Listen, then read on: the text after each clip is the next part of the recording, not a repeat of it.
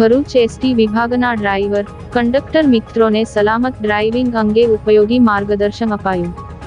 National road safety માસ 2025ની ઉજવણી અંતર્ગત Bharuch ST વિભાગના ડ્રાઈવર કંડક્ટર મિત્રોને તજજ્ઞો દ્વારા સલામત ડ્રાઇવિંગ અંગે ઉપયોગી માર્ગદર્શન આપવામાં આવ્યું. ભરૂચ એસટી વિભાગ દ્વારા નેશનલ રોડ સેફટી માસ 2025ની ઉજવણીને લઈ રોડ સેફટીને લઈ વિવિધ જનજાગૃતિના કાર્યક્રમો આયોજિત કરવામાં આવી રહ્યા છે.